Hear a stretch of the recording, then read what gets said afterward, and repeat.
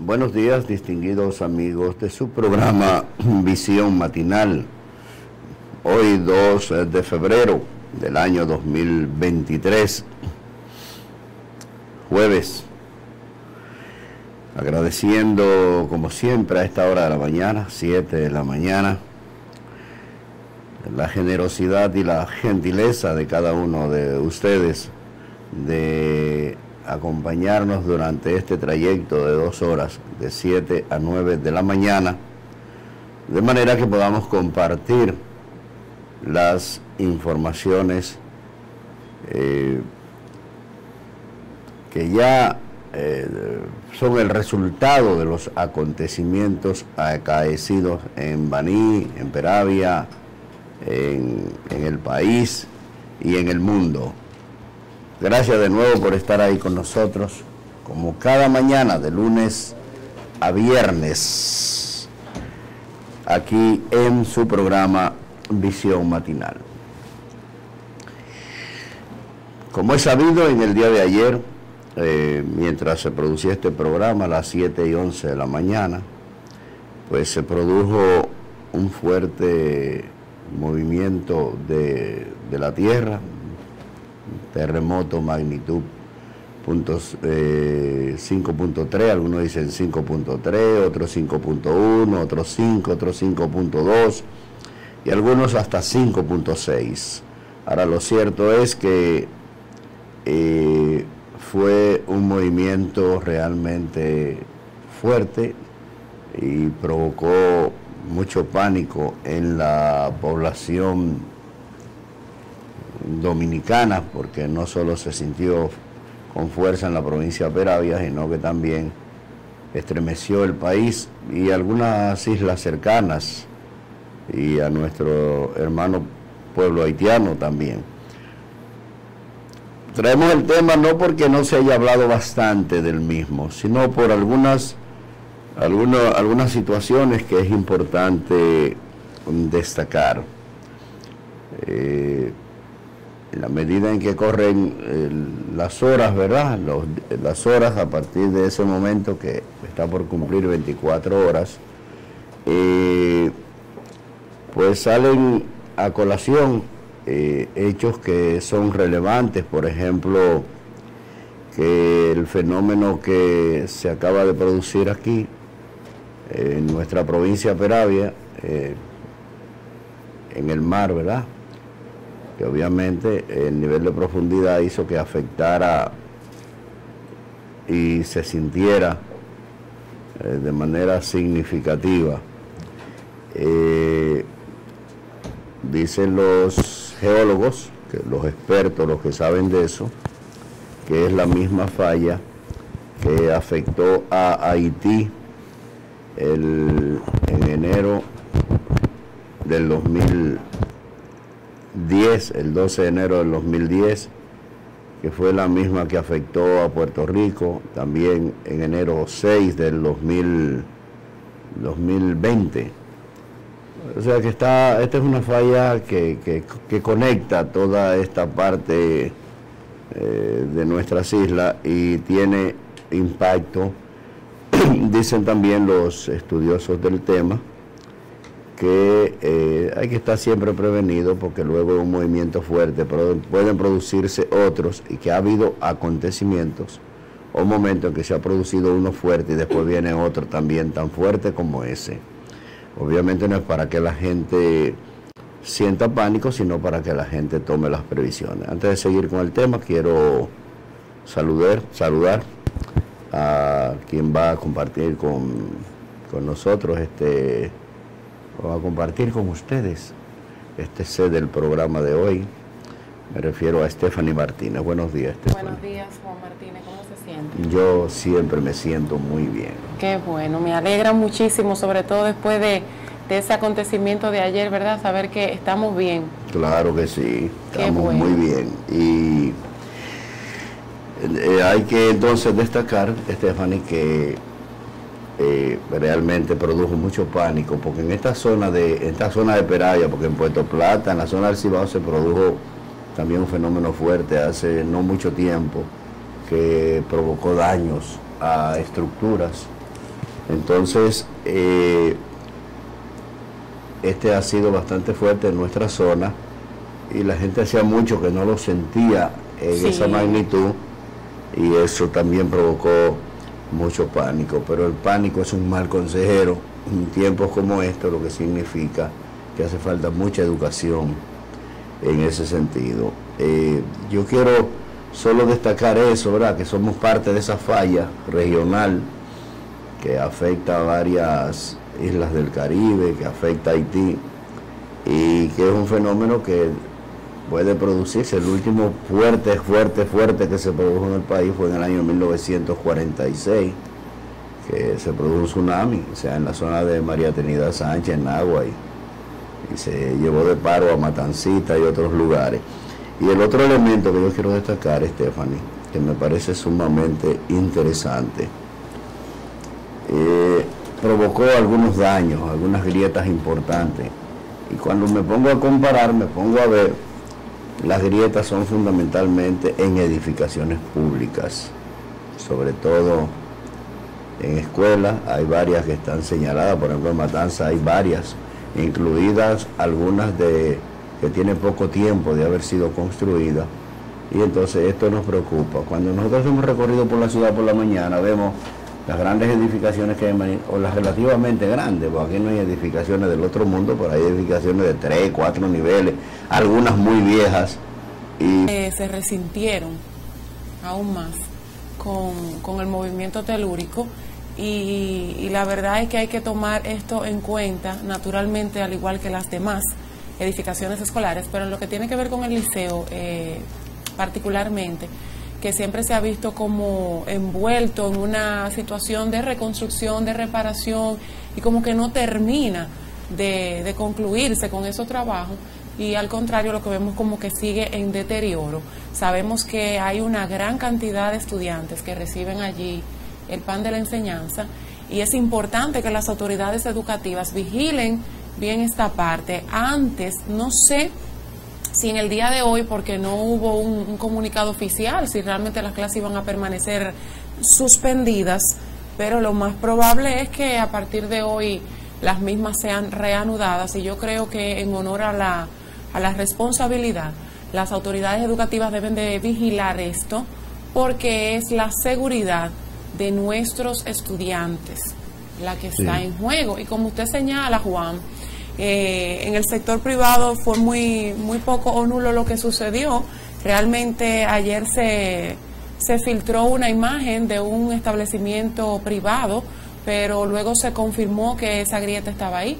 O sea, una grieta que no tiene que ver en nada con lo que sucedió ayer, y mucho menos con con el soporte de la estructura de la edificación. Lo que sí nos preocupa es lo que tiene que ver con los planteles educativos, que tomaron una muy buena decisión ayer de suspender, los directores, ¿verdad?, tomaron una muy buena decisión de suspender las clases para prevenir sobre todo cualquier réplica, que como usted dice es natural que se pueda suscitar, pero en el día de hoy eso debe de dársele seguimiento y no olvidarse del tema, porque el problema es que uno nada más habla de terremoto cuando se suscita algún tipo de movimiento, después uno se olvida totalmente de ese tema. Sí.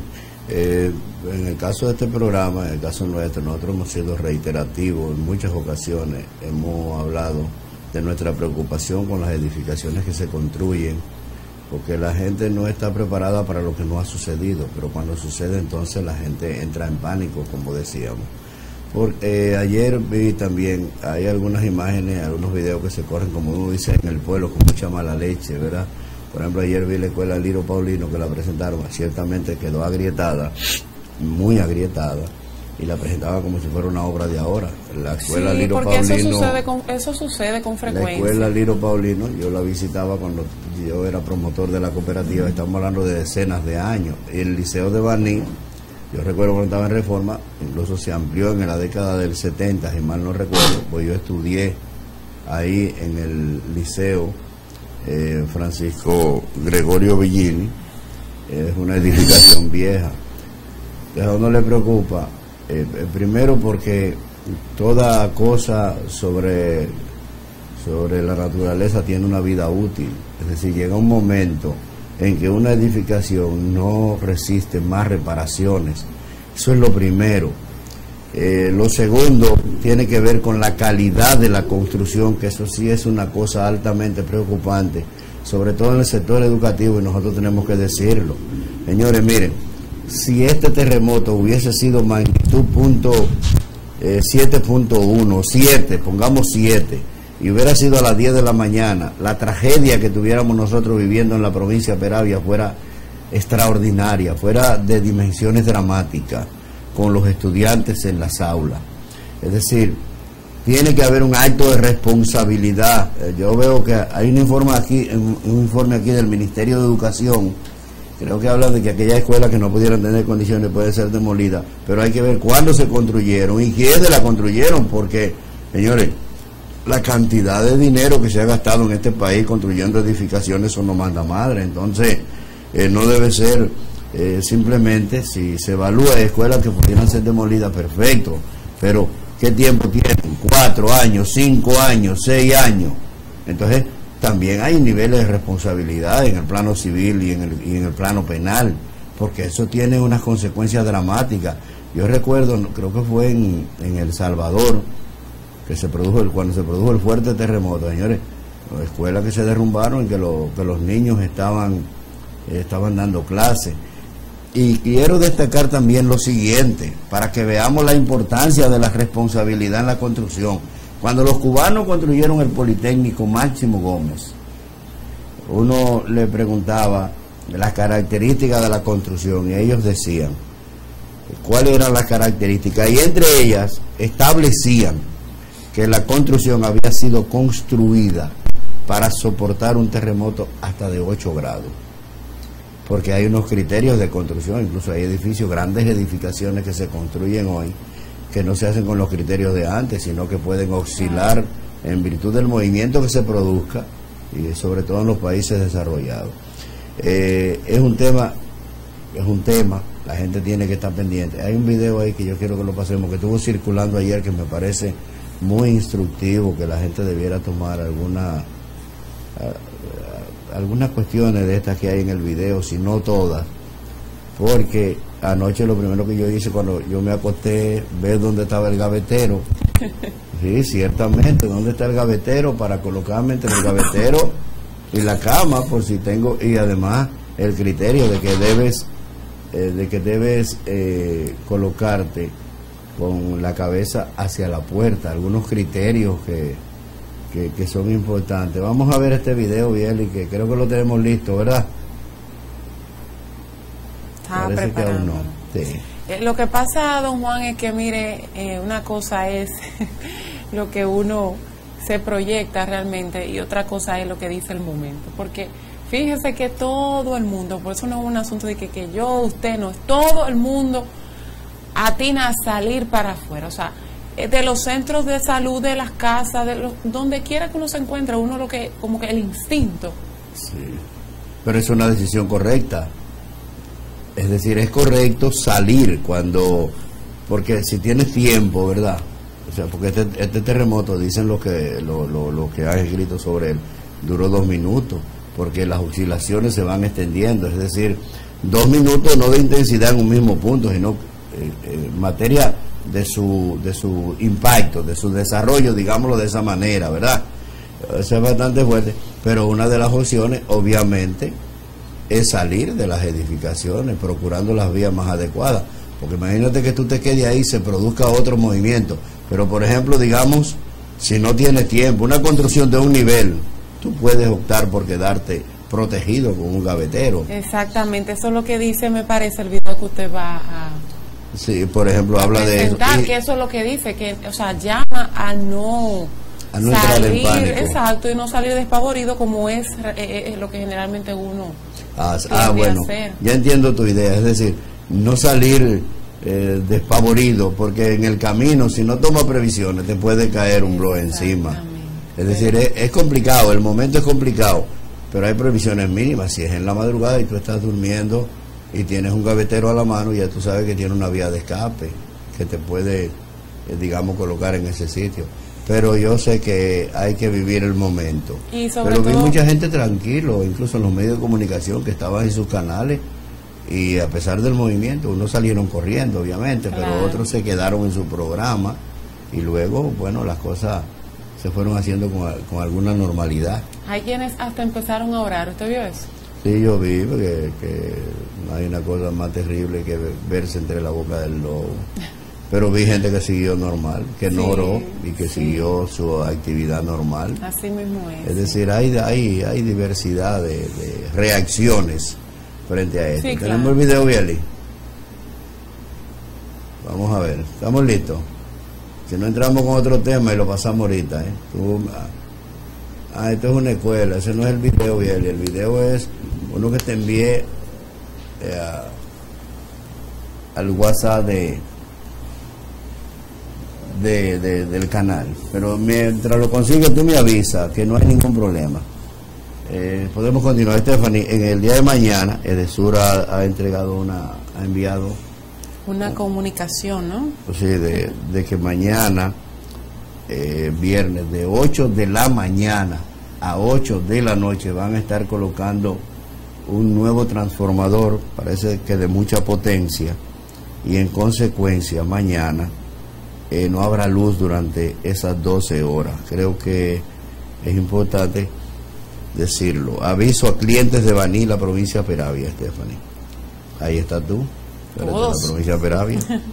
Debido a trabajo de puesta en servicio de un transformador de potencia nuevo en la subestación Baní Pueblo, imagino que es aquí frente al Bravo,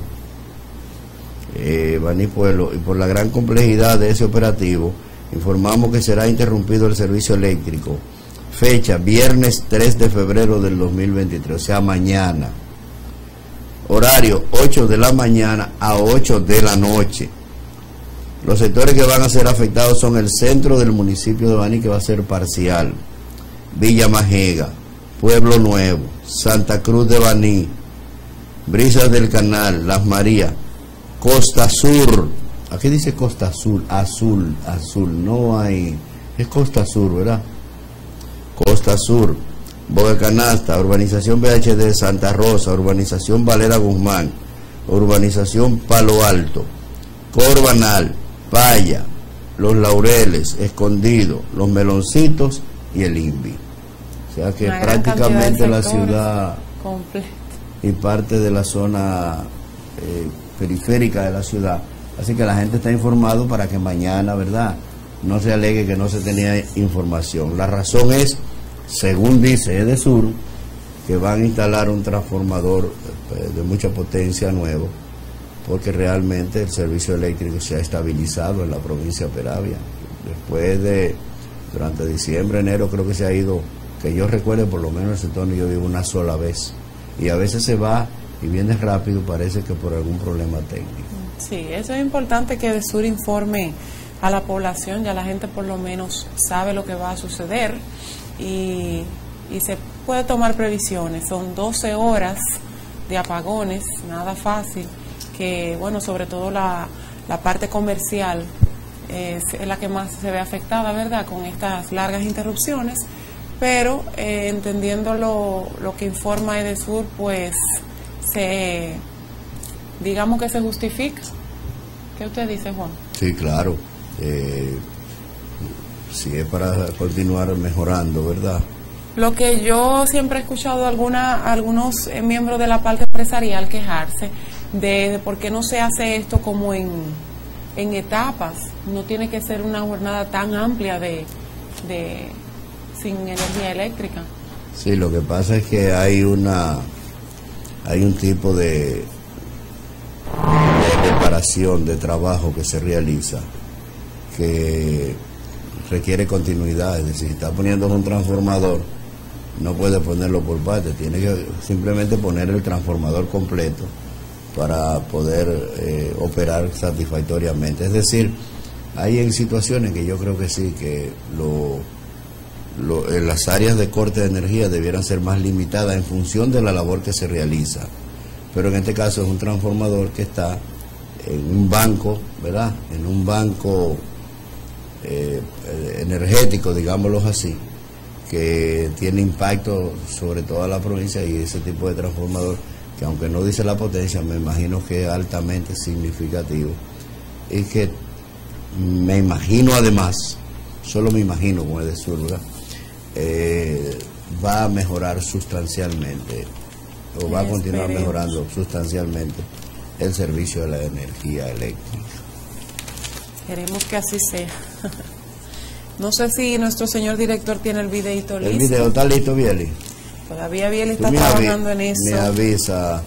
Bueno, mientras tanto, Juan, vemos que el periódico hoy, Listín Diario, publica un amplio reporte sobre este temblor que dice que sacudió ayer desde Baní al resto del país, situándonos a nosotros, ¿verdad?, como eje protagonista de este evento que ciertamente le puso los nervios de punta a muchas personas al país.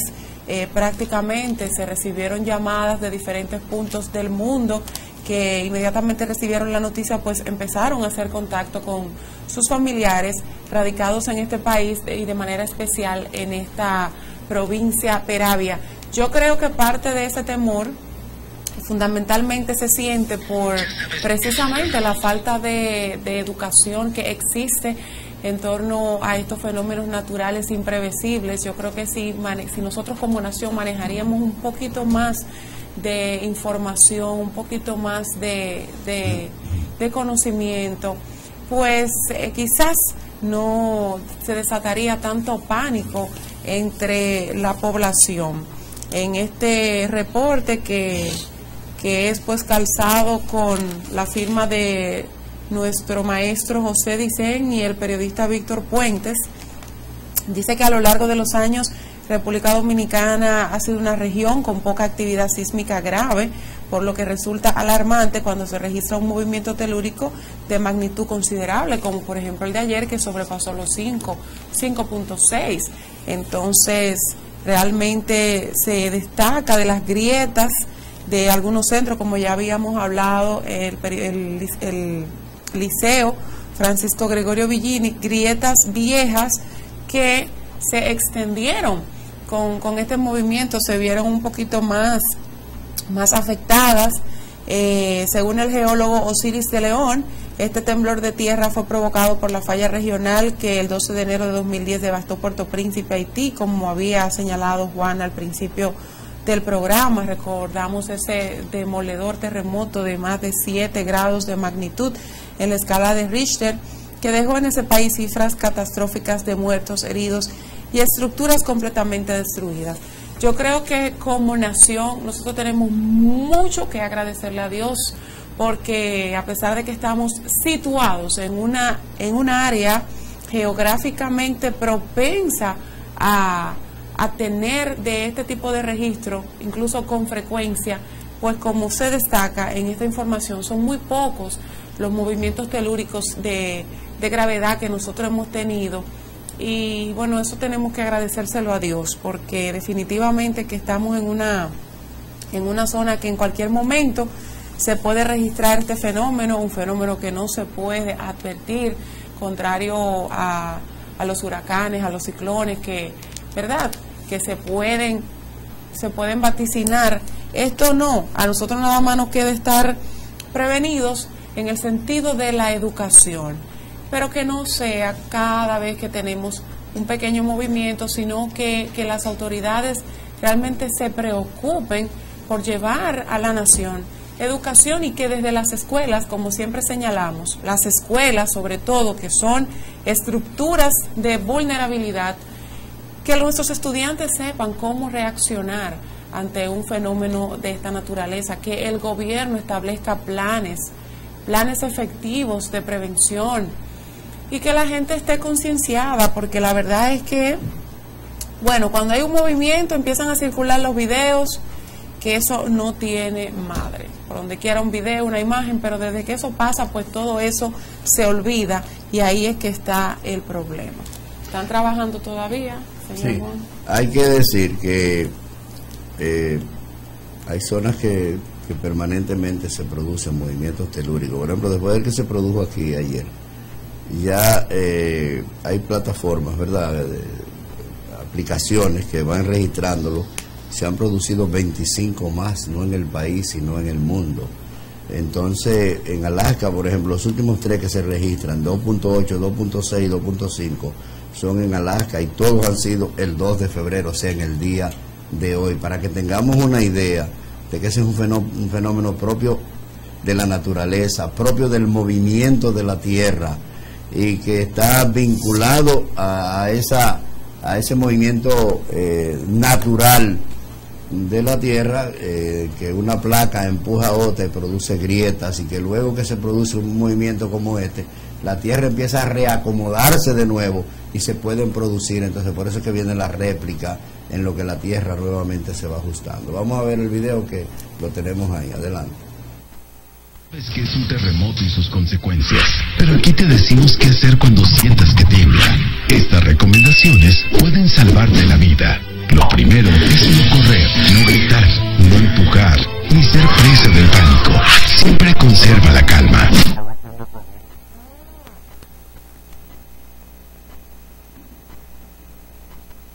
Bajo de ella, en la sala al lado de los muebles, mesa o electrodomésticos.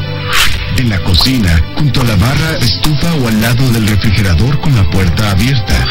En la escuela, junto a mesas, sillas o casilleros. O si estás en un patio, aléjate lo más que puedas de los edificios a un espacio despejado.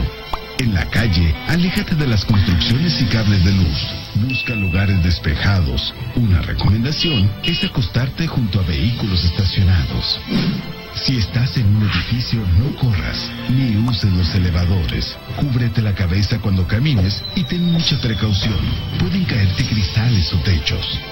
Evita estar cerca de ventanas porque los cristales pueden romperse. Tampoco te pongas debajo del marco de la puerta, porque la estructura puede ceder y aplastarte. Si puedes, sal a la calle.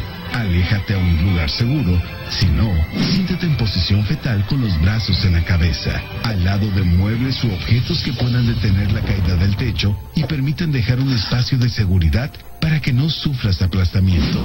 Recuerda siempre mantener la calma. ¿Qué hacemos una vez que pase? Cierra la llave del gas y del agua.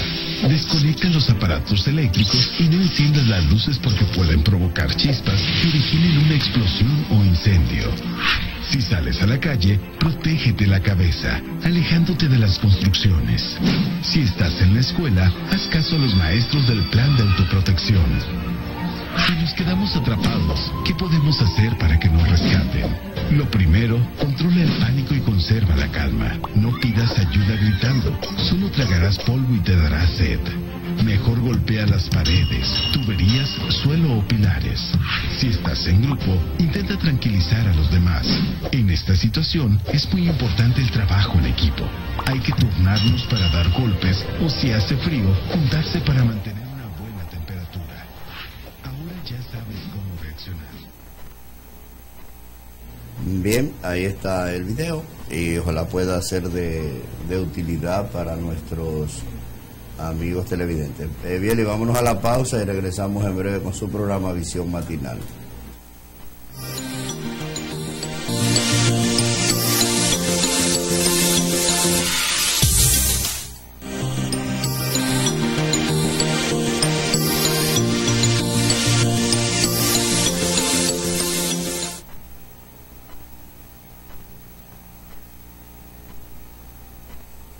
Seguimos, amigos, con su programa Visión Matinal y el momento estelar del programa ha llegado. Juan Martín. Saludos a todos nuestros amigos televidentes. Así es. Gracias. Bueno, esto llega a ustedes, hay que decirlo, maestro Juan, esto llega a ustedes gracias a la Fundación Monte Bonito. Hice un viaje para allá, para Las Lomas, me invitaron. Pero sí, está pendiente este año. Sí, tenemos que ir para allá, yo vuelvo para allá, pero ahora no podía, este sábado que propusieron. Además la temperatura está muy fría. Es muy baja. Y yo fui operado de una rodilla hace un tiempo y cuando me meto en esa zona tan fría, posiblemente me provoque algunos dolores. Sí, sí, hay que esperar que suba un poquito la temperatura. Don Juan, el tema del temblor, evidentemente que es el tema del día de hoy, lo fue ayer y en el día de hoy pues sigue el tema y y ha sido el titular, ¿verdad?, o el eje central del editorial del periódico Listín Diario, que titula "El temblor nos desnudó". Y sí, mucha gente duerme con poca ropa, entonces se levanta y sale para la calle. Bueno, en ese sentido también, Ajá, sí. pero en otros también nos desnudó como nación, y creemos interesante, ¿verdad?, poder resaltar algunos de los elementos que se señalan aquí, que quedaron en evidencia una vez más en el día de ayer. Dice: en el clímax del golpe sorpresivo, fueron muchos los que pensaron que la hora final les había llegado con el terremoto de ayer. El remesón de la tierra fue tan fuerte que sacó de sus camas y viviendas a ciudadanos asustados que, de primera intención, solo querían huir del peligro. Algunos, como usted señala, casi desnudos, porque no había tiempo que perder. Cuando recuperaron la ecuanimidad, de seguro que pensaron sobre cuál habría sido el panorama si el sismo de 5.6 grados en la escala de Richter fuese tan devastador y mortal como el de Haití en 2010.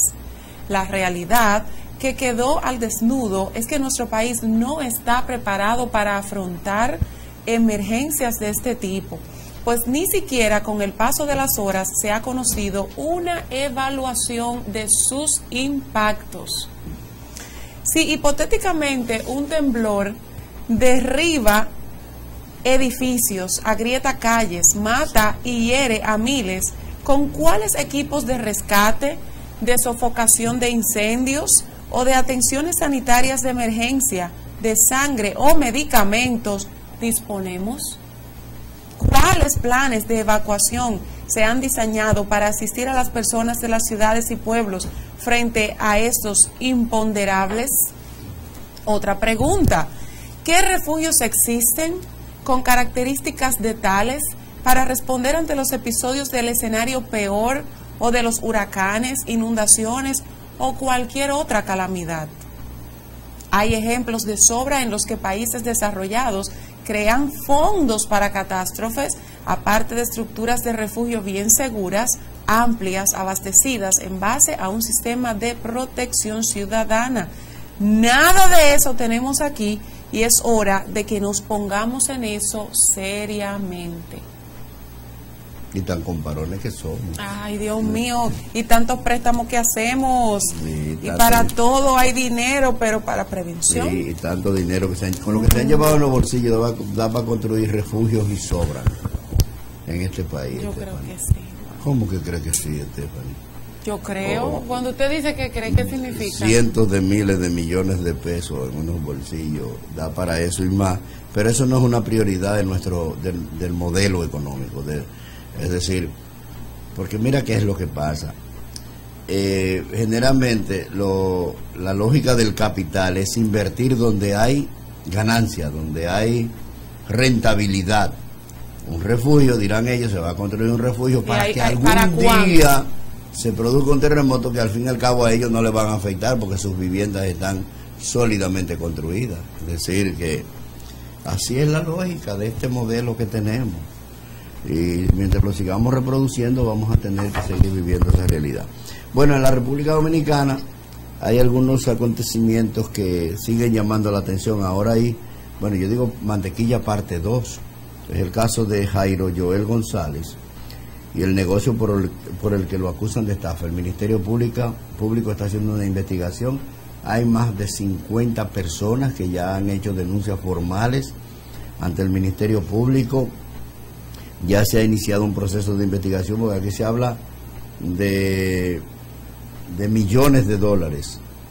Y entonces, fíjense cómo manipuló este señor, dice el Ministerio Público y los denunciantes, a quienes engañó. Dice: la mayoría de los afectados por la presunta estafa pertenecen a la iglesia evangélica, quienes manifestaron haber confiado en la palabra de Jairo González porque se vendía como un hombre cristiano, como la palabra de Dios. Jairo Joel González Durán figura como titular de una empresa que se define como especializada en la asesoría de inversión en los mercados financieros. A los clientes de esta compañía, Harvard Trading y CAP, les prometía devolver el 8% de lo invertido en un periodo de 3 meses. Vean ahí, el otro devolvía el 100% a los 30 días. El otro tenía mucho más bonanza. Según develó la periodista Nuria Piera en su programa de investigación periodística Nuria, la empresa fue creada en mayo del 2020 con una gama de servicios en las que no incluye ningún tipo de asesoría de inversión en bolsa de valores, contrario a la información ofrecida en su página web, la cual dice que la empresa fue creada en el 2014. Durante el programa se presentaron testimonios de varios ciudadanos que aseguraron haberle entregado a la empresa de González desde $5,000 hasta más de $100,000. $100,000 son casi 6 millones de pesos. La mayoría de los afectados pertenecen a la iglesia evangélica, quienes manifestaron haber confiado en la palabra de Jairo porque se vendía como un hombre cristiano. También confiaron en él porque la empresa operaba desde una oficina ejecutiva ubicada en una torre del centro de la ciudad, y además el sujeto impartió un curso explicando la temática del negocio, y eso además del poderío económico que exhibía, les dio confianza para invertir. Jairo González mostraba una imagen impecable ante la población, llegando incluso a ser reconocido en revistas como líder en las telecomunicaciones en República Dominicana. La fantasía empezó a desmoronarse para los inversionistas cuando después de un año comenzaron a enfrentar dificultades para recibir sus ganancias. A propósito, Mantequilla, ayer le negaron la variación de la medida de coerción, y Jairo, donde decíamos que hay más de 50 denuncias, según dice el Ministerio Público, ¿verdad? Ha estado explicando, posiblemente entonces también sea traducido a la acción de la justicia. Este tema es interesante, no solo por estos dos acontecimientos, también hay dos personas que desaparecieron en un sector de la capital, gran pareja, que dicen que hacían transacciones, por las informaciones que hay, a través de los medios digitales, y desaparecieron hace como 20 días y no han aparecido más. Que las autoridades también deben procurar hacer una seria investigación sobre este caso.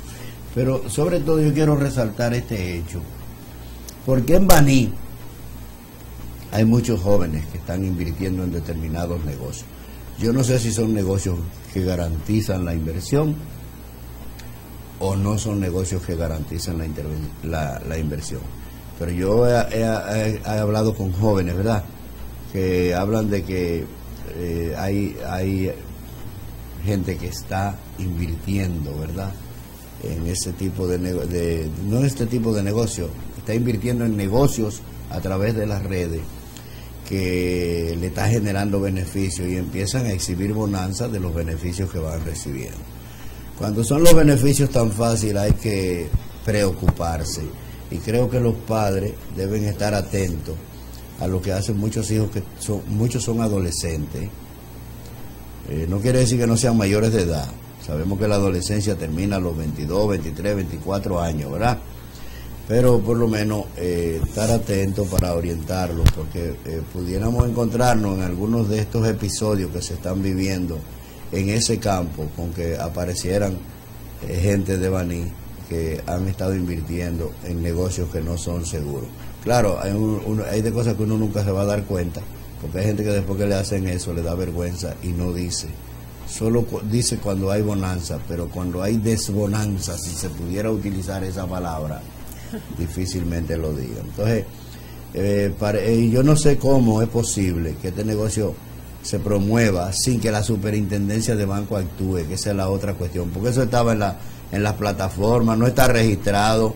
¿Por qué la superintendencia de bancos de la República Dominicana no da seguimiento a todo ese tipo de publicación y genera investigaciones? Porque la superintendencia de bancos tiene que tener su propio equipo de investigación, que le dé información y pueda advertir a la ciudadanía, porque resulta extraño también que ya se descubre todo cuando ya han estafado a la gente y le han llevado los cuartos de los bolsillos, Estefan. Así es. ¿Verdad? Eso es algo que preocupa y que indigna y que avergüenza y que también pone al desnudo, ¿verdad?, otra de las debilidades de nuestro país. No hay un sistema no de persecución, de acción previa a la persecución que luego viene cuando entonces se desata la bomba, cuando explota la bomba. Todo lo que pasó con el repasado caso, que es lo mismo que va a suceder, porque evidentemente que no hay forma de que las autoridades de este país puedan prevenir toda esa serie de tragedias que se desencadenó con el tema de ese famoso personaje, Mantequilla. Entonces lo vamos a volver a repetir ahora. Y cualquiera que se le ocurra puede hacer lo mismo. Y Mantequilla ahorita hace un acuerdo y la gente hace un acuerdo de pago y cuando viene a ver le varía la medida de coerción y lo mandan tranquilo para su casa. Porque aquí hay una gran preocupación. A propósito de eso, Transparencia Internacional acaba de hacer público su estudio sobre el índice de percepción de la corrupción, el IPC, y la República Dominicana, señores, ha avanzado poco, apenas 2 puntos en el último año. Nosotros estamos en el punto número 32 de 100 en términos de percepción de la corrupción. Estamos casi en los niveles que estábamos en el 2012, 2013, 2014.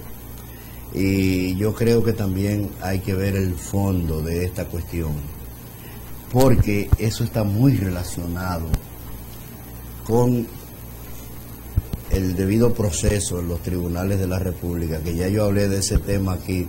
Luego salió este informe. De alguna manera me alegra que el informe salga. Lamentablemente no me alegra que salga tan negativo para la República Dominicana, porque la percepción que tiene la gente es que la corrupción en el país es un elemento latente. Y yo planteaba en el programa en estos días, y quiero insistir con ello, que aquí es de los pocos países que yo conozca donde una fase preliminar de un proceso dura 18, 24 y hasta 36 meses. En los Estados Unidos dura un día. Y pongo este caso de Estados Unidos porque ustedes saben que cuando se va a conocer el fondo para determinar si la gente es culpable o se presume culpable o no, porque en la fase preliminar es una presunción. Y aquí hay que insistir que esa fase preliminar, esa fase de instrucción, como se le llama en la República Dominicana, en el Código Procesal Penal, hay que acabar con eso, señores. Los jueces no pueden cogerse 18 y 24 meses. Basta con valorar que las pruebas hayan sido obtenidas de manera lícita y que hayan indicios de responsabilidad. Un juez con la prueba en la mano puede darse cuenta sin mayores complicaciones al leer el expediente de cuáles pudieran ser las implicaciones, y si no hay implicaciones entonces declara un no al lugar y pasó el palé. Pero si hay, no pasar 18 meses haciendo todo el proceso judicial, ¿verdad? Todo el proceso, porque usted venga en la fase preliminar, el Ministerio Público lee 3.000 páginas. Las réplicas y contrarréplicas, la defensa. Entonces se llevan 18, 24 y 36 meses, y ese proceso hay que reducirlo desde que se inicia hasta que termine, para que eso se resuelva en una semana. Y el juez, claro, una semana, porque ya el juez ha sido apoderado, ha tenido tiempo, ha visto, y cuando de pronto ve que hay alguien que dice yo estoy devolviendo 1.000 millones de pesos, o devolviendo una propiedad, como pasó en estos días, porque eran subalternos del general tal. Entonces, si está devolviendo 1.000 millones de pesos en bienes y propiedades, ya no hay ninguna duda de que hay un hecho ilícito. Entonces, vivir un proceso de 24 o 36 meses para ir a juicio de fondo y volver a vivir el mismo proceso, porque hay que volver sobre las pruebas, ¿verdad? Las testimoniales y las escritas. Entonces, hay que conocer todo ese proceso, y eso se prolonga 24 meses más. En primer grado ya son 48. Entonces se apela, pongámosle 6 meses más, son 54. Y si va a la Suprema son 60. Y 60 entre 12 meses son 5 años. Y eso es un crimen realmente en el plano judicial que debe ser resuelto. Definitivamente. Ojalá esa voz de usted sea escuchada en las más altas instancias, como una voz calificada para emitir esa crítica con tanto fundamento, don Juan Martínez? Y me gustaría, yo a veces digo, abogados que ven el programa, me gustaría escuchar sus opiniones, pero eso es tortuoso, esa fase preliminar. Claro que sí. Eso es una barbaridad. Esa es una opinión que yo tengo, que perfectamente puede hacerse y que se ejecuta en otros países. Fíjate que en Estados Unidos los jueces dicen, estamos ahora en febrero, dicen, en julio vamos a conocer, a iniciar el conocimiento, pero en julio ahí mismo los jueces ya decidieron que si procede o no seguir hacia juicio de fondo, y simplemente se sigue al juicio de fondo. Pero aquí esto es una tragedia, y con estos abogados incidentalistas, entonces que el gas pela. Bueno, otro tema que amenaza con convertirse en una tragedia, señores, son los casos de cólera que van en aumento en nuestro país. Los registros de pacientes con diagnóstico confirmado se elevaron ayer a 47, con la detección de 4 nuevos casos más, mientras se mantienen 11 personas hospitalizadas con síntomas sospechosos de la enfermedad, que se manifiesta con diarrea y vómito. En tanto, las autoridades sanitarias informan que arreciaron la vacunación contra el cólera, que va dirigida a grupos focalizados, con la inclusión de puestos fijos de estudiantes y personal de varias escuelas y visitas casa a casa en zonas seleccionadas como vulnerables, así como las medidas de búsqueda y control de la enfermedad que se ha concentrado hasta la fecha en sectores del Gran Santo Domingo. Hasta la fecha se han colocado 2.040 dosis de vacunas contra el cólera, 345.853 dosis de la vacuna contra la influenza y 16.2 millones de dosis contra el COVID-19. De todas, explicaron, el país cuenta con disponibilidad para atender los requerimientos de acuerdo al protocolo establecido. Sobre el tema hablaron los doctores Eladio Pérez, viceministro de Salud Colectiva, Lucía Vargas, directora de Inmunoprevenibles por Vacunas, Yocasta Lara, directora de Centros Hospitalarios del Servicio Nacional de Salud, y Gina Estrella, de Riesgos y Desastres del Ministerio de Salud Pública. En cuanto a los nuevos casos, dice que estos casos positivos dados a conocer ayer corresponden a personas que residen en comunidades de Villa Liberación, en el Almirante, en Santo Domingo Este, donde hay actualmente el principal brote de la enfermedad, luego de que la Sursa, donde se registró el primero, no tenga nuevos contagios desde hace 4 semanas. 2.040 vacunados.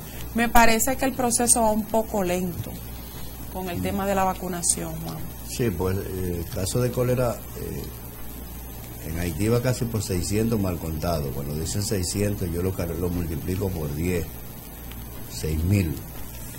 Aquí ha muerto alguna gente y creo que las autoridades no han actuado con la responsabilidad que se requiere. Por ejemplo, yo vi la denuncia de unos padres de un joven que murió, que es de Boca Chica. Ellos dicen, murió de cólera. Ellos explican todos los síntomas. Murió en 2 días que fue. Y las autoridades lo que dicen es que a veces hay sospecha. Ahora creo que hay 7 casos, hay algunos ingresados.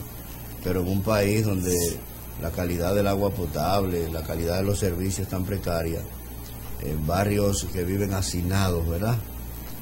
Un nivel alto de marginación, evidentemente que es un foco permanente. Creo que las autoridades, a veces en términos de cuidar la imagen del país hacia el exterior, porque aquí hay 2 países.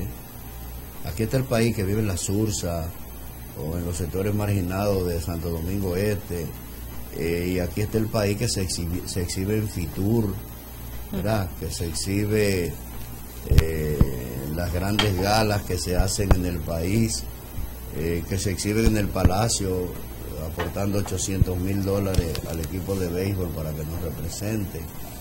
Es decir, el país del Fitur, el país de Bávaro, es distinto al otro país verdadero al que pertenece la mayoría de los dominicanos, solo que ese país verdadero, de la inmensa mayoría de los dominicanos, se les resuelve el problema con un bono gas, un bono luz, o con una tarjeta, como le llaman ahora, que tiene distintos nombres, pero al fin y al cabo es la misma vaina en el mismo hueco. Es decir que al fin y al cabo el inmenso país no está en la esencia, en lo esencial en la agenda. Por eso es que este país en que nosotros vivimos tiene que apostar a la igualdad y a la equidad, porque no es posible que sigamos viviendo en la situación que vivimos. La situación de pobreza es una cosa terrible, Estefanía, en que viven determinados sectores y sin educación, sin formación. Al fin y al cabo son los que hacen fila tempranito y se queman con el sol para ir a votar, para que un grupo de gente vaya a dirigir los destinos del país para beneficio de grupos económicos en particular. Definitivamente que es así. Y como el tema de la salud tampoco ha sido nunca un tema de prioridad, ¿verdad?, para el Estado. Eso nunca ha figurado como parte elemental de la agenda de nuestros gobiernos. Seguimos sumidos en medio de estos grandes retos de salud. Mientras tanto, a la población solamente le queda estar informada, ver cuáles son esas medidas que sí puede adoptar para evitar este tipo de enfermedades y hacer lo que tenga en sus manos. Por otro lado, por primera vez no hay hospitalización de COVID-19 en los casi 3 años de vivir bajo la incidencia de la pandemia, lo cual es definido por las autoridades sanitarias como un hito importante. Por lo menos no todo es negativo. Sí, y en ese campo se hizo una buena labor. O sea, hay que reconocerlo. Siguen habiendo descubrimientos sobre los efectos posteriores a la vacuna. Ahora hay descubrimientos que dicen que el nivel de resistencia del cuerpo humano es mayor cuando se ha producido se ha puesto la vacuna, ¿verdad?, se le ha suministrado, y cuando le ha dado el COVID. Qué bueno que por lo menos el COVID nos está dando una tregua, aunque el cólera nos está robando la paz. Y los médicos, ayer reunidos en asamblea, dieron plenos poderes a la Junta Directiva del Colegio Médico Dominicano para definir las acciones de lucha a seguir en contra de las administradoras de riesgos de salud y en demanda de que el Consejo Nacional de la Seguridad Social atienda sus reclamos de cambios al sistema. O sea que la lucha continuará. Sí, hay 3 marchas que ya están programadas, porque es contra el régimen de seguridad social que hay en el país. El Colegio Médico ha pedido, por ejemplo, entre las demandas, hay demandas que son fundamentales para la población. Ha planteado la canasta básica de salud, que debe volver a como era antes, que la restringió la CISARRIL y el Consejo Nacional de la Seguridad Social, limitando los derechos de los usuarios de los servicios. El Colegio Médico está planteando que no hay forma de que si tú tienes 8.000 pesos anual y gastaste 2.000, el año que viene te van a dar los 8.000 que corresponden al año próximo, pero no te suman los 6.000 que tiene. Tiene 3 o 4 miembros de la familia que le corresponden 8.000 pesos, 24, 32.000, y entonces resulta que el año que viene ya eso se pierde si no lo utilizaron. Un robo. La situación de precariedad con que a veces los médicos tienen que trabajar en los centros de salud, el pago bajísimo, e incluso dicen el Colegio Médico, dice alguna de las sociedades especializadas, que ahora con la decisión las ARS van a ganar más, con la última resolución del Consejo Nacional de la Seguridad Social. Por eso el enfoque, en mi opinión, del Colegio Médico debe ser, yo digo una cosa y quiero reiterar: para modificar la ley 8701 en este país tiene que correr la sangre. No hay manera. Cuando digo correr la sangre no quiere decir que hay una guerra, sino que va a haber que movilizarse de palmo a palmo en la República Dominicana, porque en ese entramado brutal de enriquecimiento que se llama la ley del régimen de seguridad social está involucrado el empresariado, los partidos políticos que han gobernado el país, los legisladores, que sobre eso no se pronuncian para nada. Es decir, lo único que hacen cuando van a hacer alguna modificación a la ley de seguridad social, como hicieron hace como 4 años más o menos, creo que en el 2019, fue para favorecer al sector empresarial que está generando más ganancias con los fondos de pensiones de nosotros y las administradoras de riesgo de salud que han venido acumulando mayores beneficios. Es decir, tenemos que partir brazos, y a veces en los medios se insinúa y se le carga la cuava a los médicos. No, es que hay un régimen de seguridad social mediante el cual nos han privatizado la salud y tenemos que comprar la vida cuando vamos a una clínica, y si no tenemos dinero, entonces hay que renunciar a la vida y morirse. En estos días había una denuncia que había aquí de un joven que estaba en un lugar que los gastos fueron altos, no sé hasta dónde será cierto, lo hicieron correr en las redes sociales y algunas páginas que parecen tener algún nivel de credibilidad. Sí. Habla de que esa persona para poderlo sacar del lugar debía mucho dinero, parece que se lo sacaron después. Más de $1 millón de pesos. Más de $1 millón de pesos, es decir que la salud es un gran negocio. Terrible. Entonces nosotros no podemos permitir que hagan negocio con lo que nosotros pagamos. Debemos ir a la pausa. ¿Qué tú opinas? Sí, así es. Y si usted que sentía el teléfono intentó hacer una llamada, puede hacerlo cuando regresemos. Ya volvemos.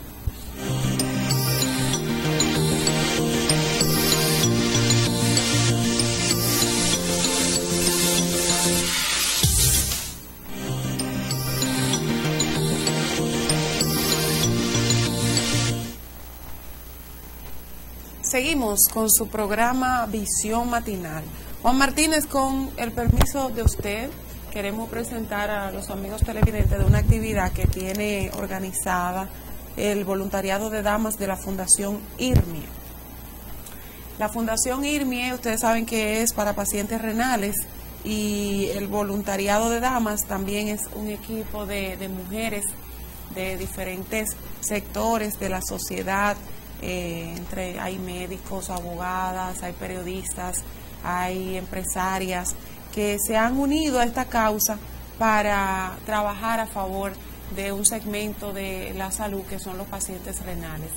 En tal sentido se organizan diferentes actividades que son pro captación de recursos para apoyar a estos pacientes. El 11 de febrero, a partir de las 8 de la mañana, en el Parque Infantil Encarnación Echavarría, conocido como La Avenida, tendrán una kermés bazar.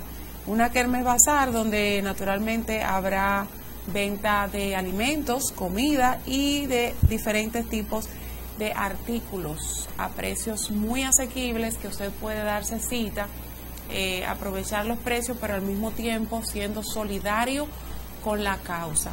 ¿En qué se benefician los pacientes renales? Bueno, los pacientes renales que llegan a la fundación solicitando la postura del catéter, ¿verdad?, que es el acceso vascular que le permite a estos pacientes poderse realizar la diálisis. Ellos reciben este procedimiento sin tener muchos casos que pagar. Entonces es una labor muy bonita de la cual nosotros nos estamos haciendo eco para llamar a la población a ser solidaria. Repetimos, este 11 de febrero a partir de las 8 de la mañana en el Parque Encarnación Chavarría. Bueno, ahí está la ya Juan información. Dio su apoyo para esta causa, así es que muchas gracias. Sí, ya yo tomé mi boleta para ese día. Ahí así es. Trataré de estar. Muchas gracias. No, usted tiene que estar ahí con nosotros y pasar a buscar su plato. Gracias. Bueno, hay acontecimientos que se producen que a uno le llaman poderosamente la atención.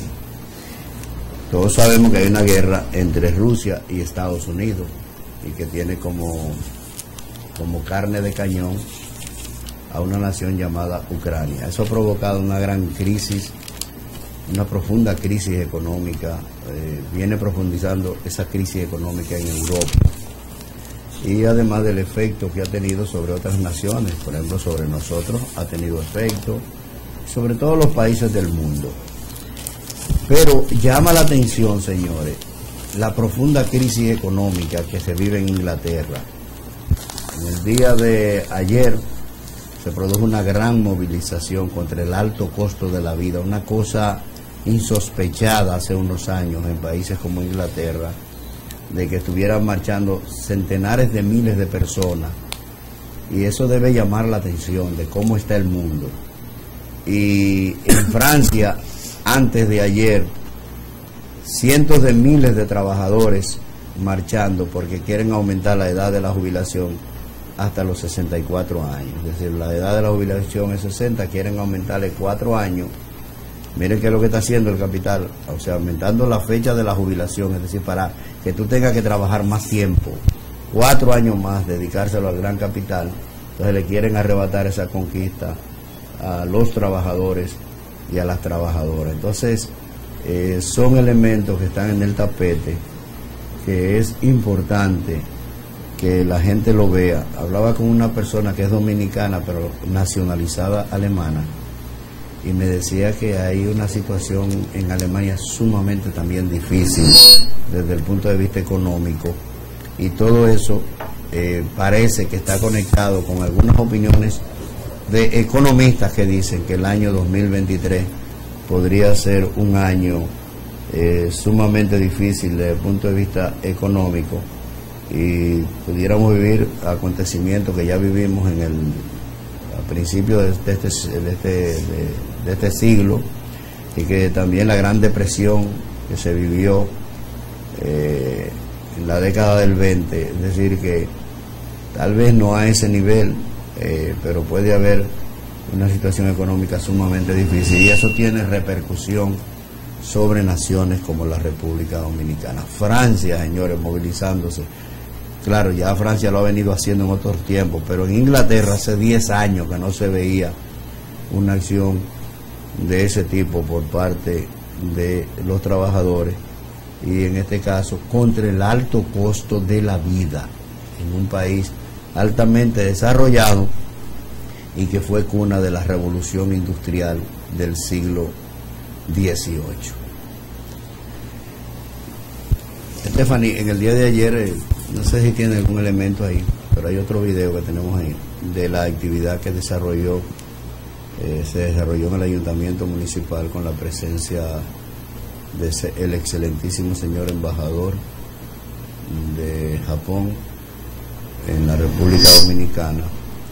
Era un video bastante amplio que me mandaron, pero yo lo recorté para ver algunos detalles. Sería bueno que lo ponga de fondo hasta que Santos empieza a intervenir, luego interviene sobre eso Stephanie tiene más elementos que yo, porque hace parte de la sala capitular. Creo que no sé si lo declararon huésped distinguido, pero ya eso es un elemento que Stephanie tiene más información, pero me parece bien ese nivel de que se haya logrado, que el gobierno de Japón, ¿verdad?, haya respaldado a la alcaldía del municipio de Baní. Lo que aparece en la imagen la pone de fondo.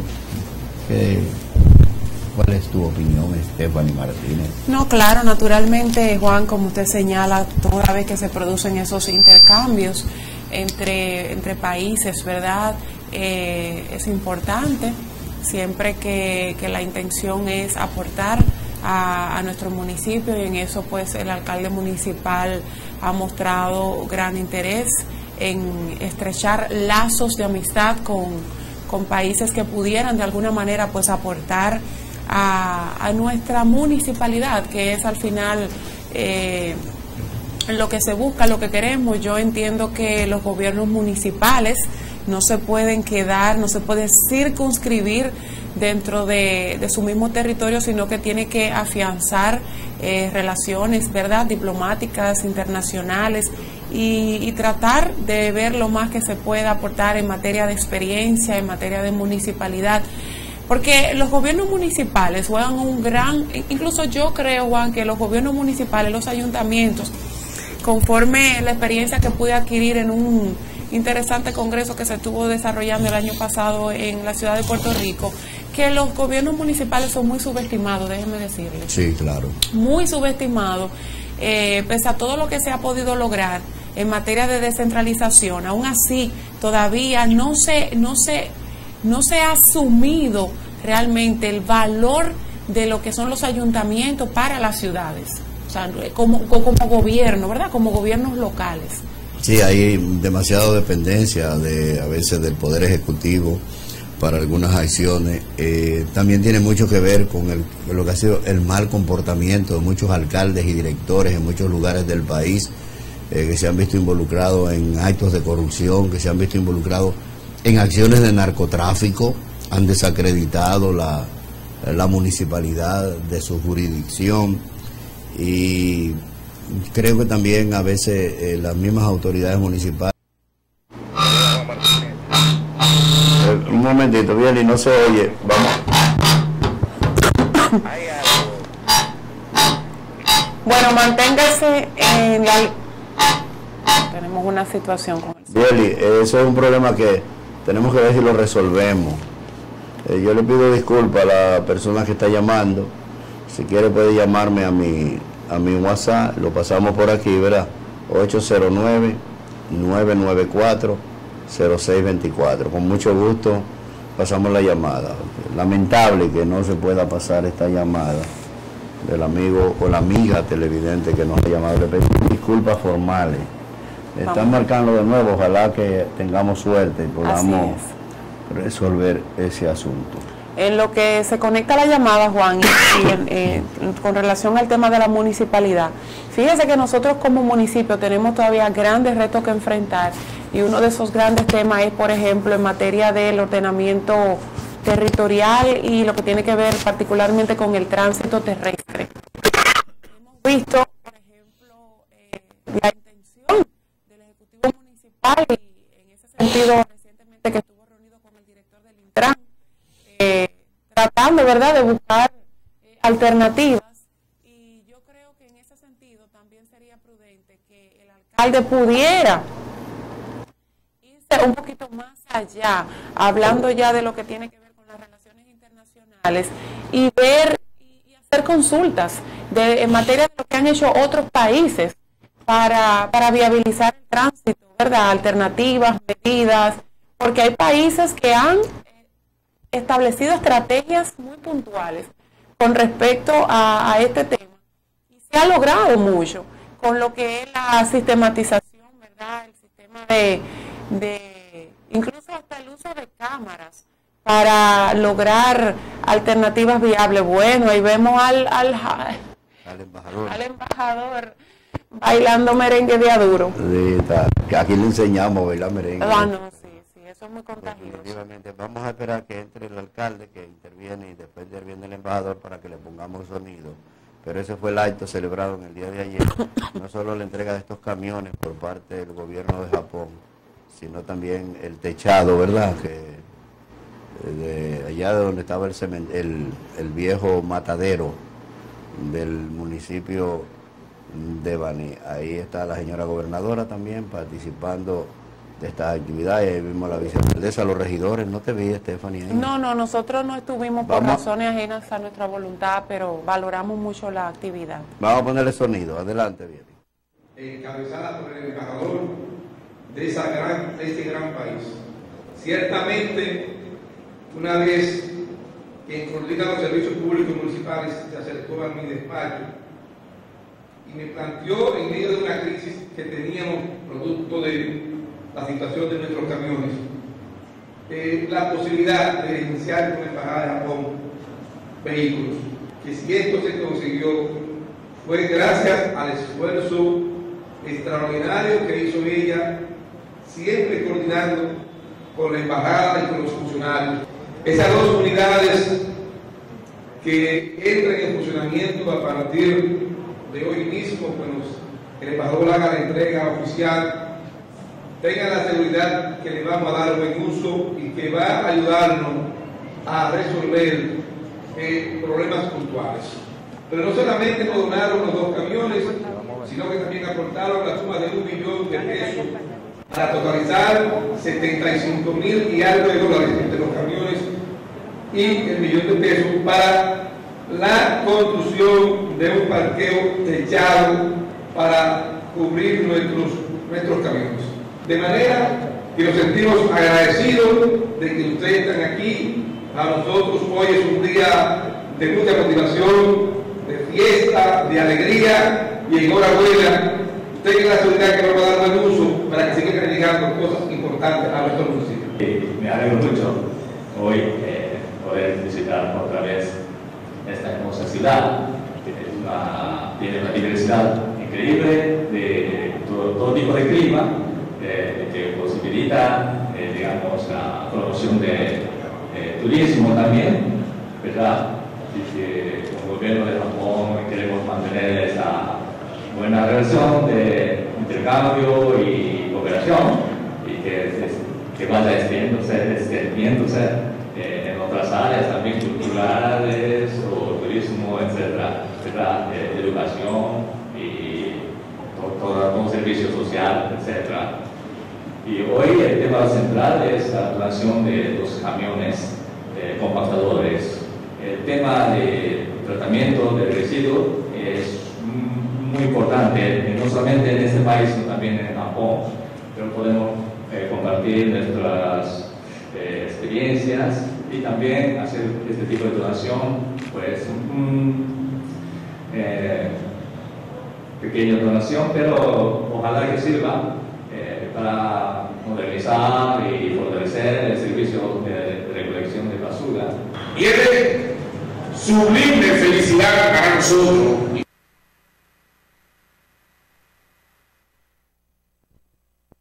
Hay que sacar la basura, pero no la saco del día de ayer, porque es que los perros pasan y abren la funda y te hacen un reguero. Y a veces también hay, ¿cómo le llaman? Buzos. ¿Muslos? Buzos. Ah, buzos, sí. Buzos son los que andan recogiendo sí, en... hay algunos que son un poquito más decentes, que abren la funda y buscan y sacan todo, pero luego vuelven y lo recogen. Así es. Pero realmente es una calamidad. En ese sentido, saludar esta iniciativa, este gesto, ¿verdad? Así es. Y saludar también en eso que tiene que ver con la basura, ¿verdad? El sistema de recogida de basura y los avances que hemos tenido. Sí hay que resaltar el compromiso que esta gestión ha mostrado con ese tema. Sabemos los grandes retos con los que este ayuntamiento asumió en este periodo gubernamental y realmente sí se le ha salido al frente. La adquisición de camiones recolectores ha sido un norte la ampliación, ¿verdad?, de la flotilla de vehículos ha sido uno de los nortes de esta gestión, pero yo insisto en que hay que felicitar de una manera especial a la ciudadanía. Sí, claro. Yo creo que es la principal protagonista del éxito que se ha podido observar en materia de recogida de basura, porque con una ciudadanía que no esté concienciada y que no esté dispuesta a colaborar, sobre todo con esta rutina que se estableció por parte del ayuntamiento municipal, que la gente, Juan, en principio realmente fue un tema. Porque la gente, recuerde que era una situación, porque la gente decía, pero ¿cómo yo me voy a quedar con mi basura, dentro de mi casa? La gente desde que tiene una fundita de basura lo que quiere es sacarla, y eso se entiende. Entonces ha sido un trabajo que se ha logrado de la mano de esa comunicación efectiva que también se pudo desarrollar desde el ayuntamiento municipal a través de los spots publicitarios que se pudieron crear, y eso ayudó a que la gente se fuera acostumbrando a que esos días puntuales en los que el camión va a pasar por su casa es los días que usted tiene que sacarla y buscar la manera, ¿verdad?, de cómo reciclarla en el interín, en el desarrollo de la semana, y creo que se ha logrado. Por lo tanto, yo reitero el papel que ha jugado la ciudadanía y le felicitamos y le exhortamos pues a seguir así, porque sí, es interesante. Le queremos pedir al control master, como dicen ustedes, ¿verdad?, que no insista más porque ese ruido que produce sale posiblemente al aire y genera un ruido, además del ruido real, que es el sonido, produce un ruido en términos de la atención de la gente. Así que déjelo ahí, si no podemos tener llamada hoy, la dejaremos para otro día, ¿verdad? Pero decirle a la gente que si quiere emitir cualquier tipo de comentario, puede hacerlo también a través de nuestra línea de WhatsApp, puede emitir una nota de voz y nosotros con gusto buscamos la manera. Y si quiere llamar directamente también lo ponemos, sacamos al aire, o sea que tampoco hay problema. Exactamente, vamos a ofrecer el número de nuestra flota celular del canal, que es 876-5806. Así es. Bueno, en el día de ayer, un poco tarde ya, el Senado de la República aprobó en segunda lectura la ley del régimen electoral, la 1519, que pasará ahora a la Cámara de Diputados, la cual debe conocerla más tardar, cerrando la legislatura extraordinaria que tenemos en este momento, que finaliza el 15 de febrero. Yo he leído el proyecto, la propuesta de ley aprobada en sentido general. La misma tiene algunos avances, pero en otro sentido también en mi opinión, tiene algunos retrocesos. Por ejemplo, la participación de la mujer, no va a haber paridad entre horizontal y vertical, sino que se va a mantener el mismo porcentaje del 40% que estaba establecido anteriormente.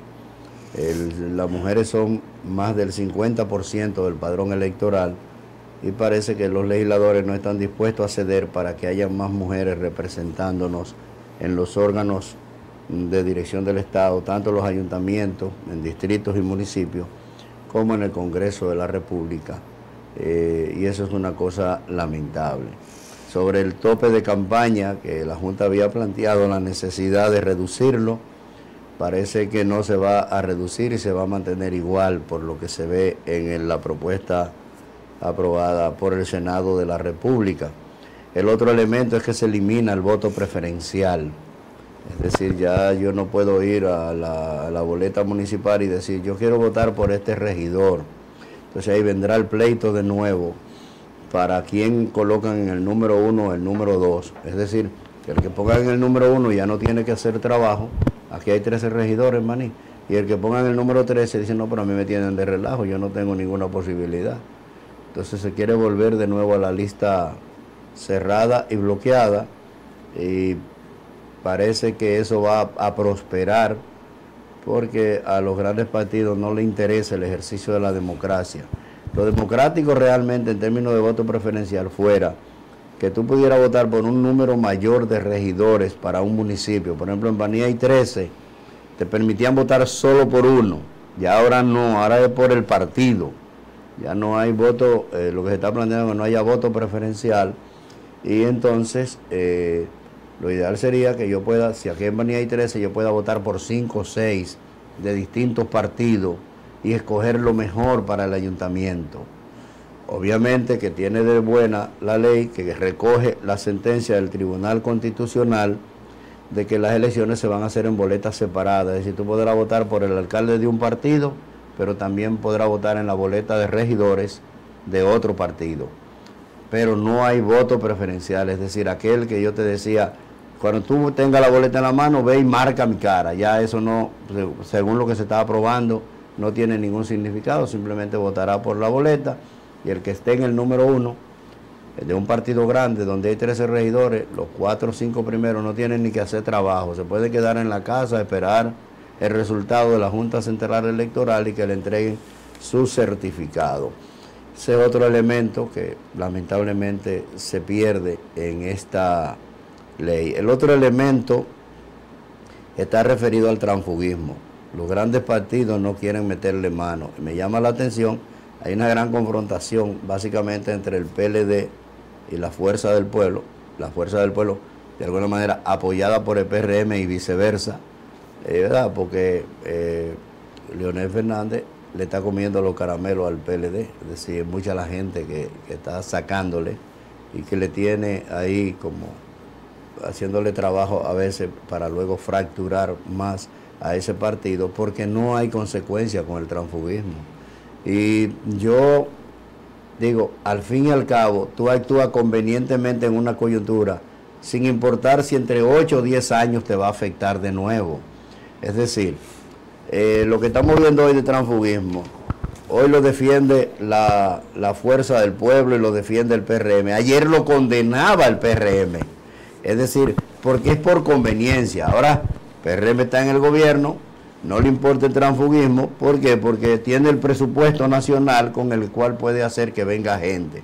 Leonel no le interesa, ni a la Fuerza del Pueblo no le interesa, porque hay una lucha a muerte entre el PLD y la Fuerza del Pueblo a ver quién se queda con esa militancia. Entonces, es lamentable que en esta ley no haya decisiones drásticas y ejemplarizadoras contra esa acción irresponsable del transfugismo, que una gente lo eligen en una posición y a los 2 días se está juramentando con otro partido, y eso es una indelicadeza y una indecencia y una inmoralidad política que solo se practica con tanta fuerza en la República Dominicana. Esa es la ley que se está promoviendo, y la Junta ha hecho un gran esfuerzo, debo decirlo públicamente, pues yo participé en las discusiones que se hicieron en medio del CET, del Consejo Económico y Social, que designó una comisión para discutir solo lo que tenía que ver con la ley, con las dos leyes electorales, la 1519 y la 3318. Hicimos un gran trabajo con la Junta Central Electoral en esa comisión, pero finalmente los legisladores lo que piensan es sus intereses inmediatos y no le importa eso a usted. Es un gran retroceso, es una pena que nosotros de haber logrado, por ejemplo, en las pasadas elecciones, que en lo que tiene que ver a nivel municipal se pudo elegir de manera directa en lo que tiene que ver con los regidores, aunque había todavía una debilidad porque ese voto se le sumaba al alcalde, y a lo que aspiramos en definitiva es que nadie le sume a nadie, sino que cada quien saque sus propios votos, ¿verdad que sí? Sí, claro, que cada uno trabaje su propia propuesta y garantice ganar con su esfuerzo una posición electiva. Correctamente, es una pena que en este 2024 pues volvamos con las mismas debilidades, que volvamos para atrás cuando habíamos logrado un poquito, ahora volvamos nuevamente para atrás, y de qué manera. Bueno, ya veremos lo que sigue pasando. Mientras tanto, ahora lo que va a pasar es que nos vamos a un corte comercial y ya regresamos con ustedes.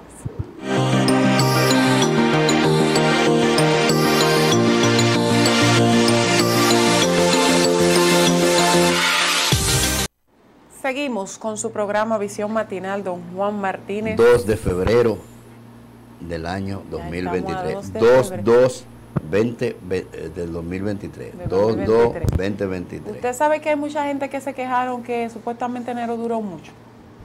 ¿Enero? Como que hay la percepción de que el mes de enero como que se extendió mucho. Sí, porque el bolsillo se acorta en diciembre, es obvio. O sea, como el bolsillo está tan cortito en diciembre, la gente ve que este mes es demasiado largo.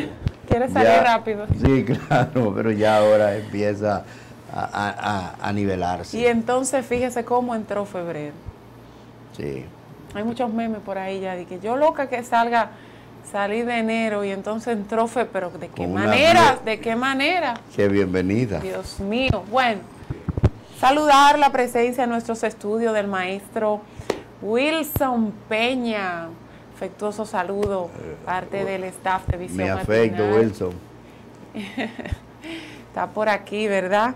El maestro estaba supuesto a estar con nosotros hoy también, pero... Sí, pero yo he estado sustituyéndole, pero él viene mañana. Dios mediante. Mañana me tocaba a mí, entonces ahora le toca a él. Así que ya sabe, maestro, para adelante. Bueno, amigos, momento de reseñar las noticias del noticiario Peravia Noticias, que en el día de ayer, miércoles 1 de febrero, se estuvieron pues dando a conocer. Y a propósito de enero, la primera información dice que este mes concluyó con una cantidad de víctimas mortales en la provincia Peravia importante. Así que vamos a ver si nuestro señor director Bieli Gutiérrez tiene esa información lista. Adelante. Varias fueron las familias que sufrieron la pérdida de seres queridos durante este mes de enero que acaba de concluir. Desde el inicio de año, jóvenes y personas adultas perdieron la vida por diversas causas. Tal es el caso del joven de 24 años, Gabriel Percer Carmona, oriundo del Distrito Municipal Pizarrete, quien falleció a tempranas horas del día 1 de enero a causa de un accidente de tránsito. En cuanto que en Las Yayitas, resultó asesinado ese mismo día José Luis Soto a mano de un individuo que alegadamente le debía el valor de un cerdo a la víctima mortal. También se reportó el fallecimiento del reconocido dirigente comunitario de la Montería, Braulio Modesto Villar, de 86 años. Un día después, falleció Rafael Emilio Pimentel, propietario de Inversiones El Chamu, luego de permanecer varios días ingresado en un centro asistencial. Por herida de balas, falleció el ex policía Francisquito Lugo Arias, quien alegadamente fue asesinado por un ex compañero de labores. Ese mismo día, se informó sobre el fallecimiento en el extranjero de Fremio Orlando, hijo del periodista Fremio Celado. En cuanto que en Las Colinas, el joven de 22 años, Luis Martín Valdés, se quitó la vida ahorcándose. Mientras que a orillas del río Baní, en las inmediaciones de Fundación de Peravia, fue encontrado muerto con herida de bala el nombrado Orlando Félix, de 20 años de edad. En cuanto que en la cárcel local murió el recluso Raúl Aneo de Villar Ortiz, quien cumplía 10 años de prisión por homicidio involuntario. Ese mismo día, en horas de la tarde, se reportó el fallecimiento de la ebanesa de Villasombrero, José Altagracia Lugo Martínez, de 48 años de edad. Otro reconocido banilejo que falleció en enero fue el doctor Núñez, fundador de Residencial Riviera del Sur. Mientras que el oriundo de Villa Fundación, Juan Antonio Martínez Arias, quien se desempeñaba como delivery en un colmado de Santo Domingo, falleció de varias estocadas de mano de un compañero de labores. Estas solo son algunas de las muertes que se registraron durante el mes de enero 2023, donde más de 12 familias están en duelo por la muerte de sus seres queridos. Secuela de muertes que en el mes de enero se estuvo registrando. Nosotros de verdad esperamos que este mes de febrero sea un mes tranquilo, a pesar de la forma fuerte en la que entró, pero que se disminuyan estos actos de violencia, maestro Juan Martínez. Después de la violencia viene la calma, después de la tormenta viene la paz. Pero yo creo que para lograrlo también hace falta que el ser humano practique lo que es la tolerancia. Muchos de esos hechos violentos se producen por la falta de tolerancia. La falta de tolerancia. Don Juan, el periódico Listín Diario hoy también trae una pequeña columna bajo la firma de Xiomarita Pérez, algo que habla sobre el estrés y la forma rápida en la que anda hoy el individuo. La gente anda con unos niveles de estrés tan elevados, nadie quiere esperar, nadie quiere aguantarse, nadie quiere esperar un semáforo, y nosotros tenemos que reflexionar qué es lo que nos está pasando. Porque ese estrés y ese estilo de vida tan rápido que llevamos es lo que muchas veces hace que reaccionemos de forma inadecuada ante las adversidades, ante las circunstancias. Entonces, todo eso... No, y el estrés, el deterioro de la salud física. Sobre todo. Tiene un impacto enorme sobre problemas de salud que pueden ser graves.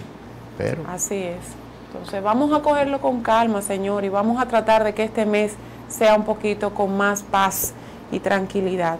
Bueno, la próxima noticia habla precisamente del sismo de ayer, a una distancia de 37 kilómetros de Baní. Vamos a ver la reseña. Países afectados por este sismo al sur-sureste de las calderas, además de la República Dominicana, fueron Bahamas, Haití, Puerto Rico e Islas Turcas y Caicos. El mismo se registró a las 7:11 de la mañana de este miércoles, donde los banilejos salieron de sus casas sin importar estar en pijama o ropa interior. La población ha expresado sentirse alarmada, alegando que nunca habían sentido un sismo tan fuerte y prolongado. Como medidas de precaución y por las posibles réplicas que podrían registrarse, el Ministerio de Educación canceló la docencia, así como otros centros de Baní, entre ellos gimnasios, cerraron sus puertas y anularon sus servicios por el día de hoy.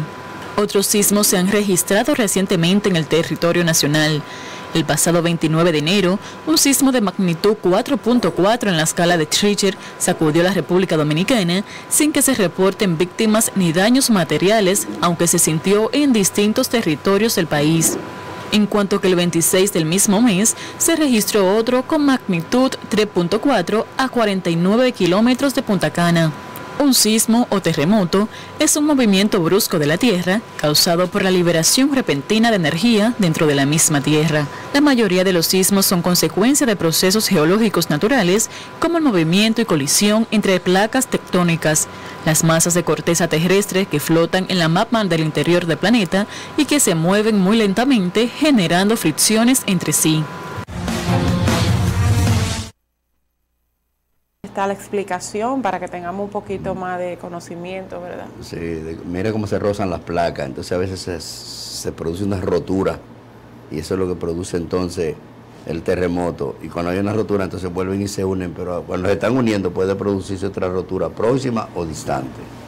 Yeah. Eso es lo que dicen los expertos. Yo no soy experto en esa materia, debo decirlo. Dice la próxima información que este sismo registrado, aunque no de colapsar los centros educativos de la provincia, aunque no se colapsaron, sí provocó grietas en muchos de ellos. Entonces sería importante conocer cuáles fueron algunos de esos centros de manera oficial en los que se provocaron estas grietas. A manera preventiva, la docencia resultó suspendida por el día de hoy. Peravia Noticias visitó varias escuelas afectadas con grietas y entre ellas se encuentra el Liceo Secundario del sector Santa Rosa, donde conversamos con su directora, profesora María Estela Álvarez, la que nos contó. Al llegar al centro hicimos un levantamiento de los daños que había ocasionado el temblor de esta mañana. Pudimos observar que habían varias columnas en un pabellón que estaban agrietadas. Y también en la parte superior del plato hay una ligera grietas. A lo que procedimos a llamar al equipo de bomberos para que nos orientara, evaluara los daños, la profundidad de los daños, y pasaron a informar a los chicos, a los adolescentes, para luego enviarlo a su casa como había mandado el distrito escolar. También llegamos a la Escuela Nueva Manuel de Jesús Perelló, la que tuvo columnas y otras áreas con daños. La directora de este centro educativo, profesora Ariadne Tejeda, nos narra. A nuestra llegada pudimos observar algunas grietas en algunos de los cursos, en el área de la cocina, y por esta razón nos vimos en la necesidad de despachar al grupo de estudiantes que asistió para preservar la integridad de ellos. Como ustedes podrán notar, aquí estamos el personal docente de apoyo y administrativo, cumpliendo con nuestra labor y con nuestro trabajo, realizando trabajo de planificación y demás, y esperando a ver qué dicen las autoridades para saber entonces si mañana se reanudan las clases. Que estuvieron desarrollando en los centros educativos. Vamos a reiterar en la necesidad de que se le dé seguimiento a este tema, de que no se quede al olvido, porque muchas de esas grietas pudieron ser realmente graves y poder, Dios no lo permita, provocarse algún desplome en algún momento. Ojalá Dios no lo permita. Por otro lado, volvemos al tema del gobierno de Japón, que donó 2 camiones recolectores de desechos sólidos al ayuntamiento municipal. Y al efecto, el Cabildo organizó un acto ayer que contó con la presencia del embajador en el país, de este país asiático. Vamos a ver los detalles una vez más. Takaji Masahiro acudió a esta ciudad a entregar las llaves al alcalde del municipio, Santos Ramírez. El Cabildo recibió con alegría al embajador de Japón en medio de una ceremonia en la sala capitular en la que se tocó el himno nacional y el de Japón. En la actividad intervino el presidente del Cabildo Banilejo, Dr. Edith Peña, quien ofreció la bienvenida al diplomático japonés. Su excelencia Takaji Masahiro formalmente intervino en el acto para anunciar la donación. El tratamiento del residuo es muy importante, no solamente en este país, sino también en Japón, pero podemos compartir nuestras experiencias y también hacer este tipo de donación, pues pequeña donación, pero ojalá que sirva para modernizar y fortalecer el servicio de recolección de basura. Pues esta ciudad, sé que es una ciudad muy grande, si no me equivoco, más de 150,000 ciudadanos. A seguidas, el alcalde Santos Ramírez hizo uso de la palabra para agradecer el gesto del gobierno japonés. Tener aquí a quien representa el Estado de Japón debe constituir un inmenso placer para todos nosotros. Y sobre todo que vinieron a traer, que vinieron a darnos generosamente aporte para nosotros dar servicio. Nosotros le devolvemos con cariño, con el afecto y la cordialidad que nos caracteriza a nosotros todos los banileños. De su parte, el honorable ayuntamiento municipal emitió una resolución en la que declara al representante del gobierno japonés en el país como visitante distinguido. Su excelencia Takaji Masahiro recibió de las autoridades municipales una canasta conteniendo mango, dulces y sal. En el acto estuvo como invitada especial la gobernadora civil Ángela Yadira Báez, representantes de los legisladores de la provincia, así como el comandante de la Regional Sur Central de la Policía Nacional, Francisco Ascensión. Concejales de las bancadas del PRM, PLD y del PRD dijeron presentes en dicho evento. Bueno, yo aprovecho una vez más para extender mis disculpas públicas por razones muy ajenas a mi voluntad. Más que todo por razones de salud, hemos estado un poquito alejados, ¿verdad?, de algunas actividades edilicias, pero nos llena de mucha satisfacción este logro, porque sabemos que esta adquisición de estos 2 camiones van a servir para seguir fortaleciendo el sistema de la recogida de basura en nuestro municipio. Entonces seguimos. Residentes en la comunidad Las Colinas indicaron que continúan a espera de la continuación del proyecto de aceras y contenes, tal y como lo habían prometido anteriormente. Vamos a ver esta información. Del ciudadano Jocny Guerrero, que las autoridades provinciales deben darle seguimiento a estos trabajos para posteriormente asfaltar y así poner fin a la polvareda. La continuación de esos aceros contenes por parte de Obra Pública, porque me acuerdo que cuando vino el gobierno a dar el primer Picasso ahí en lo que fue la ciudad universitaria, prometieron que esos trabajos iban a continuar, las aceras y los contenes, para así posteriormente asfaltar. Pero vemos que se ha quedado eso ahí. Entonces esa es una parte que yo pienso que las autoridades deben darle seguimiento, no esperar que lleguen los momentos de elecciones para continuar esa polvareda que existe en la colina. La verdad que ahora mismo con esta brisa que está pasando en la colina, no hay mujer que para con la casa limpia. En otro orden, afirman que desaprensivos de otras comunidades se dirigen hasta las colinas para lanzar diferentes desechos, por lo que espera las autoridades municipales puedan interceder ante esta problemática. De este residente en la comunidad de Las Colinas. Y a propósito de aceras, don Juan, yo quiero aprovechar para hacer un comentario. Y es que usted sabe que el ayuntamiento municipal está inmerso en lo que tiene que ver con la construcción de aceras y contenes o reconstrucción en la avenida Fabio F. Herrera. Entonces yo quiero hacer un llamado desde aquí a las autoridades del ayuntamiento, porque tenemos quejas de que estos procesos se están volviendo un tanto lentos.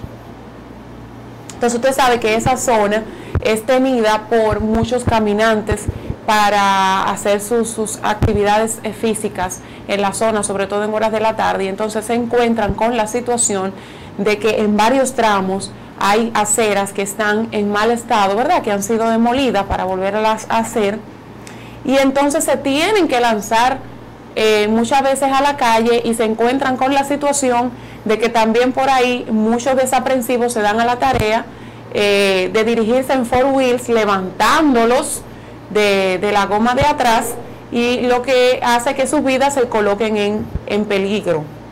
Pero también está una situación de que algunos motoconchistas que realizan este digno oficio, pues también utilizan tramos de algunos tramos de acera para colocar sus motocicletas, ocupando la mayor parte de las mismas y forzando también a que estas personas que caminan por este lugar tengan que lanzarse a la vía. Yo le hago un llamado al Departamento de Planeamiento Urbano para que fiscalice un poquito más lo que está pasando por esa zona, que si bien es cierto, como se ha mencionado en otras ocasiones aquí en este mismo programa, se ha logrado higienizar muy bien la vía, pero que ahora con estos trabajos que no se convierta esto en un peligro adicional para quienes diariamente por ahí realizan sus actividades físicas. Así es, hay que preservar ese escenario como lo que debe ser, un espacio de esparcimiento de la ciudadanía.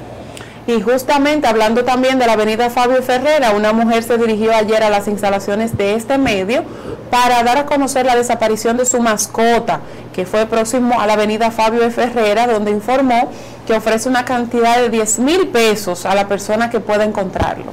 Vamos a ver. Paul explicó que desde la noche de ayer su perro está desaparecido, por lo tanto se encuentra desesperada, ya que para su familia este cachorro es parte de la familia. Se me extravió una mascota anoche en las inmediaciones de la playa Los Almendros, cerca del Cachón, casi por la avenida Fabio Herrera, terminando la Fabio Herrera. Bueno, lo hemos buscado por todas partes, eran 2, ya apareció uno anoche mismo, pero el otro no aparece. Entonces hay personas que han dicho que han visto a alguien con el animalito. Entonces, de verdad lo que queremos es recuperar el animal para nosotros, en nuestra familia.